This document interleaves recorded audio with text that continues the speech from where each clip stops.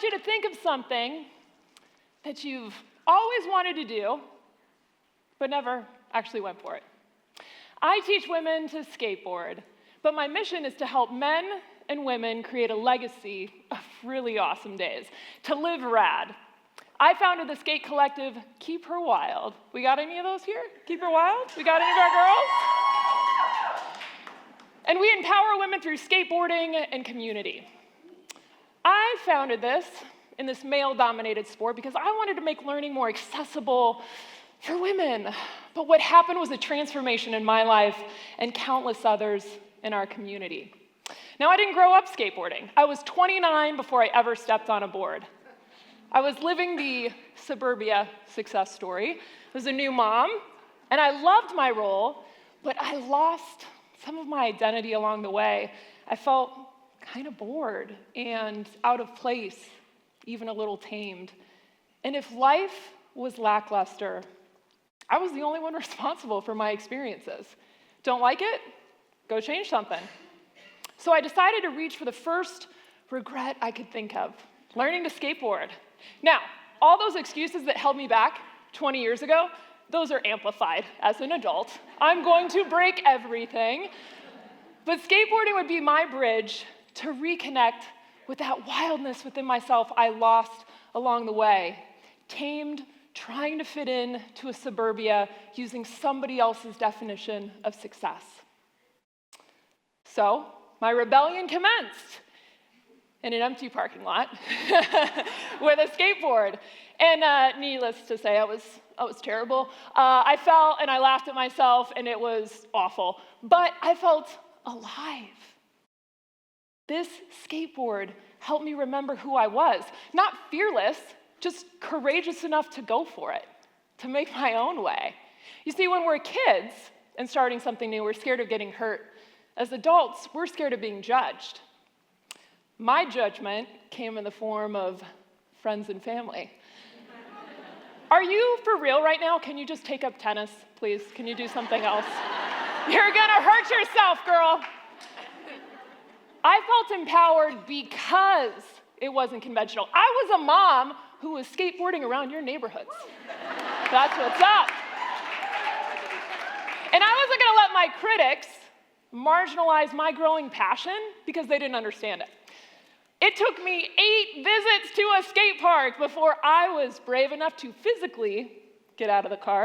And really, what was my worst case scenario? Some kid named Spencer heckles me for being a beginner. I birthed a child, I can handle a Spencer.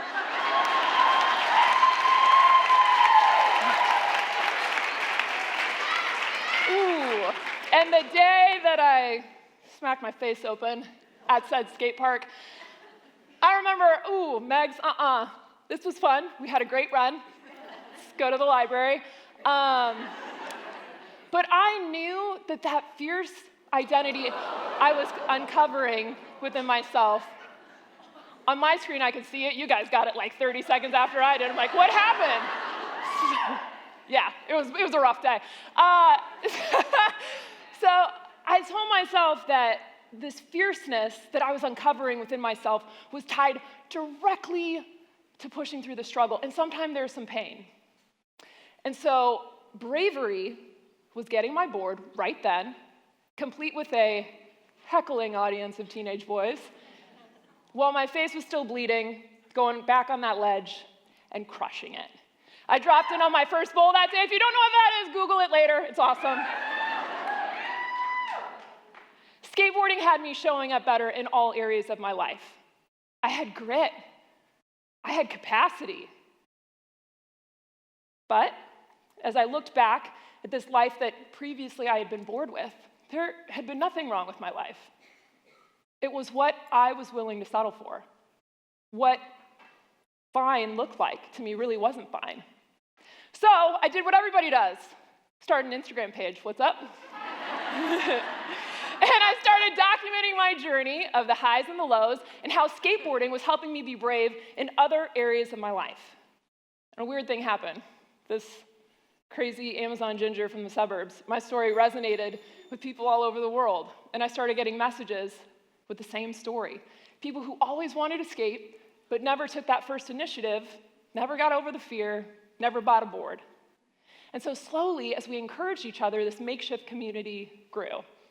And I began to believe in the larger vision of using skateboarding to empower. Now, fear told me I was not equipped to lead this. I am not a master of skateboarding. Do you not remember the skate park story, right? I was still learning. And around this time, I was diagnosed with a heart condition and underwent emergency surgery.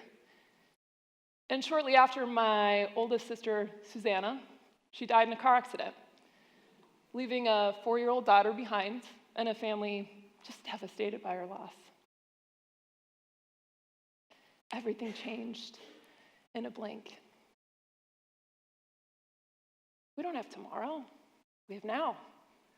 What are you doing now? And so I had a renewed urgency. I wouldn't let fear make me passive because I wasn't the likely candidate for the job. I didn't intend to start a movement, but I'd be willing to see where it went. And when I started Keep Her Wild in Cincinnati, I expected 1 to 2 women to sign up for our meetup group online. 50 women signed up in the first 2 days with an average age of 35. Yeah! The very suburban women I previously felt out of place with, they're like, I'm here to chase some badass. Is that what we're doing today? I'm here for that. Sign me up for that. Skateboarding was not a phase, it was a lifeline. What starts on a skateboard with a little bit of bravery and vulnerability was taking us places we never could imagine. Now, Keep Her Wild has communities in 7 countries with retreats designed to get women living outside of their comfort zone. That's what's up! Even our hashtag, Keep Her Wild, has moved so far past skating. It is a marker of courage and taking ownership and creating really awesome days. Stories like skateboarding despite having MS, losing 100 pounds and climbing a mountain, going back to school at 65 because you want to see what you can do. This was all possible because we no longer accepted a life that was fine. We demanded remarkable, and our fierce nature had an opportunity to show up. Now women of all ages chase their fears with us. Skateboarding was the spark that set my life on fire, and it was catching within our community. For me, what started in that empty parking lot, and with a bloody face in a skate park, and facing down critics in my life, it helped me believe in a larger vision for myself. It took me to places like starting a podcast, filming a docuseries on strong women, writing a book, because if I could learn to kickflip, you better believe I can handle a couple of editors telling me no. What? I don't get bloody? I can handle this. I'll go knock on another door. Thank you.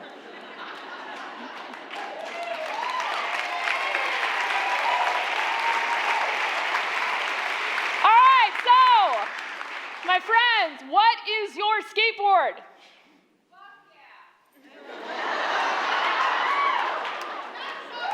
All right, so that might be one of mine. I don't know. I'll look into it after. So what's your skateboard? Shakespeare. All right. What have you always wanted to try, but you're like, that's not for me. I'll do it tomorrow. You know what? That's silly.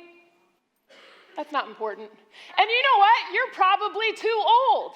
You're not fit enough. What would your friends think?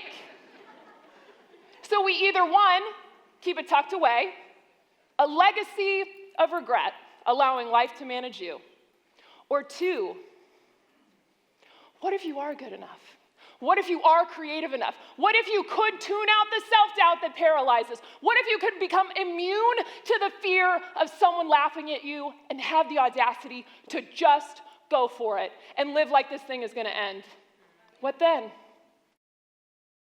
You might just find a life transformed and a community to call home. Your skateboard is out there, but it's up to you to find it and to go for it. So be brave, stay wild, and live rad. Thank you.